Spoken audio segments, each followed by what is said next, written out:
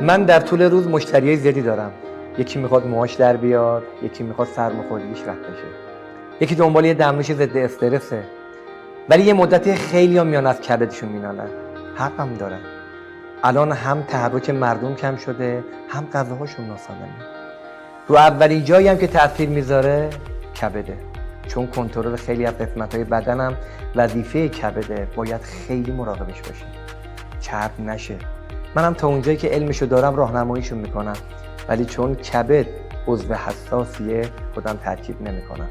یه دمنوشی هست که زیر نظر وزارت بهداشت تولید شده، از 10-12 نوع گیاه درست شده. به مشتری آدرس سایتشو میدم، مستقیم از خودشون تهیه کنن. بهتون قول میدم هر کی این محصول استفاده کنه تا آخر عمرش هم کبدش یه آخم نمیگه. از من به شما نصیحت، با طبیعت آشتی کنید. چه حرف جالبی زدن این آقای عطار. واقعا باید با طبیعت آشتی کرد.